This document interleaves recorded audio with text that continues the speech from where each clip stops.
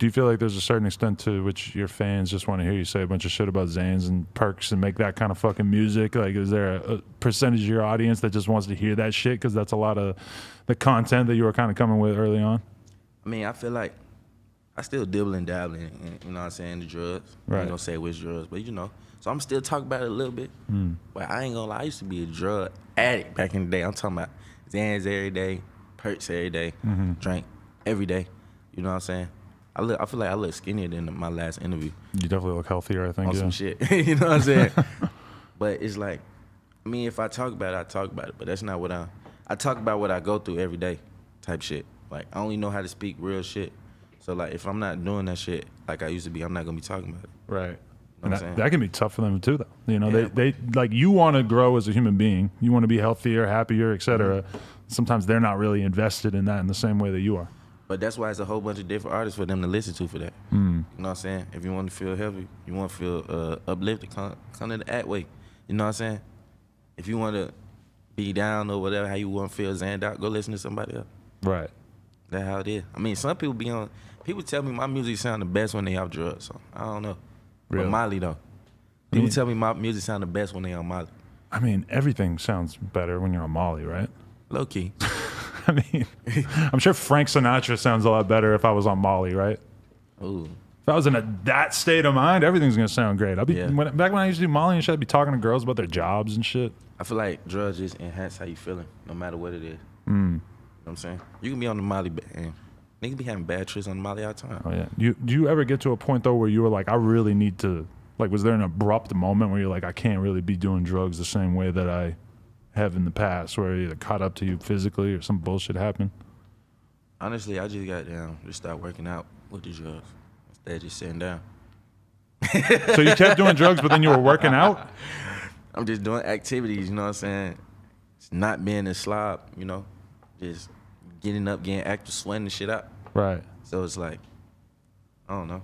I still be dibbling and dabbling. I ain't gonna lie. For me, once I start exercising or eating healthy, then it makes me want to improve every other part of my life. So it's like, once I start doing a couple of healthy things, then it's like I start thinking about the drug thing, like, oh, I definitely can't be doing that because I'm focused on feeling better. That's just going to take me back a step. Drugs feel way better when you feel healthy. Like, sometimes I be on drugs. Like, when I used to be on drugs. Like, I used to take a lot of, like, LSD and shit like that. Oh, really? You had that phase? I had that phase, major phase. But when I was doing it, I just felt sloppy. You know what I'm saying? I felt where I was sloppy at, like feeling fat at, you know what I'm saying, not comfortable with the shit. So when I was on that, I was like, man, next time I get high, I gotta be feeling good, you know what I'm saying? Right. So I just started goddamn hooping, going to the gym, running, shit like that. Did acid, like, fundamentally change the way that you viewed your life, though? You know that, man. Oh, yeah. Come on, I had the biggest ego death in the rap game. That's how I feel, you know what I'm saying? That's interesting. My shit a whole 360. I mean, 180, other side. It's easy to look at a lot of rappers in the game and think that they have never experienced ego death, that they don't know what that is, that they fucking could use that big time. Like, you need to forget that you are what you are, or really you are nothing, but you're like out here draping yourself in all these fancy clothes and jewelry and girls and all the drugs, all this shit. Like, you're doing all this to sort of impress, create something, turn yourself into something, when, you know, reality. Stripping all that away will teach you a lot more about who you are. Exactly. The richest man in the room ain't never got no chains on. He ain't never got no nothing on. Because he understand that shit don't matter. You know what I'm saying? He'll go buy a Walmart outfit every day of the week. Because it don't matter about looking fresh. You know what I'm saying? That's y'all trying to conform to other people's ideas. You're supposed to be conforming to your own ideas. You know, you want to do what you want to do. You know what I'm saying? I see it with people where they're like kind of normal people and they sort of get addicted to the hype and the clout, and then all of a sudden, like, even something as simple as like, okay, two different things. You could just be taking Instagram pictures where maybe it's an iPhone picture, you see somebody you fuck with, you take a picture with them, whatever. Some people get into the mind state of every Instagram photo needs to be a perfect, unbelievably professionally shot photo, designer, head to toe, everything. And them lights is a motherfucker. To maximize the likes. But them lights fucking niggas' heads up. What's the point at a certain point? Like, wouldn't you rather be around somebody who's just kind of themselves? I ain't gonna lie to you, man. I done seen niggas get 50,000 likes. Go to the show. 10 people in that motherfucker. I done seen that with my own eyes. Seen it. Like, it don't matter. That shit don't matter. It's about the real life. You know what I'm saying? People gotta understand about what's reality right now, you know what I'm saying? Like, once you get out the internet, you're going to meet the person in real life, and that's when the real shit happen. You know what I'm saying? Shit only gets set up over the internet. The real shit happens in real life and reality. You know what I'm saying? So people got to get into that mind state more, like, and live and breathe. Like, motherfuckers robots right now. Right. Cyborgs and shit.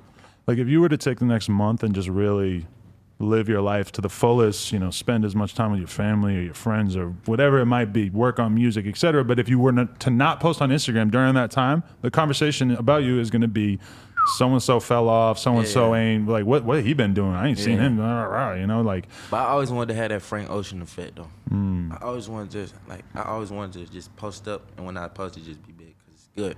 You know what I'm saying? It's good content when it drops, so that shit don't really matter. And in reality, that shit, honestly, if it's good as hell, you know what I'm saying, and you already got your platform, it don't matter. You know what I'm saying? That's all true to that. You cannot post on Instagram, but post your tape. Post a picture of your tape, and that shit gonna go crazy. You know what I'm saying?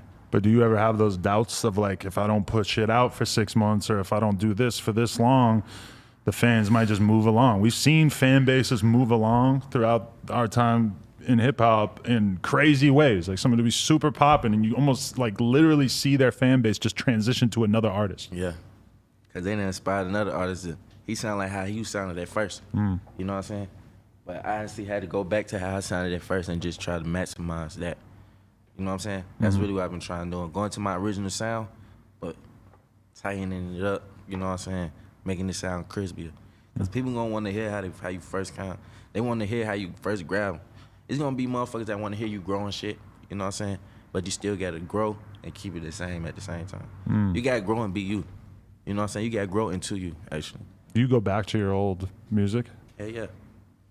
I really only listen to the old shit, or the very old shit, or like the very, very new shit. Right. You know what I'm saying? And like in between, I forget about it for a little bit until it become old, and then I listen to it. Cause me, I'm gonna be honest, I ain't gonna drop the song if it ain't timeless. So it's like every song on my album kinda older, but it's like you listen to the song after a while, you be like, damn, that shit ain't that hard as I used to think it was. But then you listen to a song that's all, be like, yeah, that shit's still hard as hell. Like I just made it yesterday. Them the ones you got put out, because them the ones that people gonna listen to in 10 years. Sometimes the energy in the studio can be so good that shit all go in the song. You think that the song is the best song ever, but then when you listen to it 3 weeks later and you ain't fucked up and you ain't around all your friends and shit, you're like, all right, maybe this ain't. It really be the ones you be sleeping on, like, damn. Really? It really be the ones that when you first make it, you don't think it's that hard. You know what I'm saying? Listen to it a couple weeks later. That shit hard as hell, like, damn. When you really listening to it. You know, it's like taking a picture. You just took a picture, you don't like them. You might see them same picture get posted like weeks later. You know what I'm saying? You be like, damn, them actually kind of hard. You know what I'm saying? It's the same. If you had a photo, you might look at it 6 months later and be like, man, that shirt is whack. Why the fuck was I wearing that shirt? Exactly. But then you see that photo 5, 6, 7 years later, it doesn't matter how goofy the shirt might have been. You're like, wow, like that's a moment in my fucking life. Like that means a lot to me right now. Yeah. You know? It's historical. It's timeless. Right. In that sense. So what do you hear when you listen to like a teenage version of yourself or in your early 20s or whatever? Is there something that like what were the lessons that stand out to you that you needed to learn when you listen to your older self? I wasn't talking about shit. Like I was just rapping. Like I just remember all my friends and everybody just like, yo, like you hard as fuck, but like you need to start really talking about shit. Like start talking about your life. You know what I'm saying? Like start including that shit. But still keeping it the same way, but like just start including it. And that's the lesson I learned. Like you really gotta be real in a sense, you know what I'm saying? Like if you just rapping, like shit ain't really gonna, people can't really feel it, you know what I'm saying? Cause it's like, you not feeling it, you just saying it ain't really true. People wanna relate to shit that really happened cause shit happens to multiple people, like, you know what I'm saying? That's the biggest lesson I learned, like keeping it real and authentic and like, just like really speaking your truth in the music cause motherfuckers wanna hear that shit. Motherfuckers really listen to music to get away from their problems, you know what I'm saying? So you really, it's like, you gotta speak your problems so they can relate to it, and like, that's how they get away. It's crazy. Right. You speak your problems and other people relate and they get away from their problems. Right. And if you go in there and just say a bunch of generic shit that anybody else could say, then they're just not gonna be able to, like, then you just like everybody else, like, go listen to him. He saying the same shit you saying, bro. Right. You know what I'm saying? You want to goddamn speak your shit because people, nobody gonna go with exactly you go through. You know what I'm saying? So people want to hear that, like, damn, he really him. He not nobody else. You know what I'm saying? Like, I can't just go listen to somebody else. He gonna be saying the same shit as him. Right. That's what it's really about. There's a lot of pressure in the music industry, though, to like do things for the short-term value of your career that you might not really think is the best idea in the long term. Have you ever like done things or, you know, sort of gave in to things that maybe other people in your career wanted you to do, and then you ended up looking back at it? Because it's kind of, as an artist, you're building this like overall brand of who you are, and sometimes if you were to go off and do something and then you sort of look back at it and you're like, man, like that wasn't the right. But that's all about the growing experience, though. That's the experiment. That's what scientists do. That's how they figure out what is what. They keep experimenting until they find that shit. They keep trials and errors. Like, I kept going through trials and errors until I found something I like. Boom, and I put all them bitches on the album. Oh God. Right. Just keep experimenting. Like, you got to keep. I don't know how to explain it really, but it's like you just gotta keep doing it, bro, until it works. Keep trying something different until that works for you. Until you find your niche. You know what I'm saying? That's real. Does it bother you that the fans seem so obsessed with trying to figure out like what your relationships with various people that you previously worked with are? It really don't bother me because I really just don't care for it that much. I really be in my own world. Like, I'm on my some Lil Wayne shit, and I just be in my own world, tuned in, locked in the studio. And so I was locked in this whole time and came out with an album. You know what I'm saying?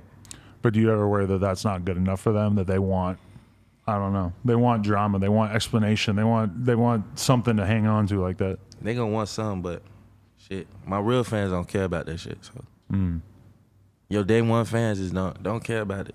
So it's like, why should you care about it? If you have those kind of fans that you feel like you don't have to doubt what they expect from you, then that's like about as good as it gets. Because I feel like I don't doubt my fans, man, because the numbers is still going up. The numbers is increasing. So it's like, whatever they saying is good. If it's bad or not, it's good. You know what I'm saying? Because they talking. another classic interview in the books. If you guys enjoyed this, make sure you like, comment, and subscribe, and head on over to nojumper.com to support. Appreciate y'all.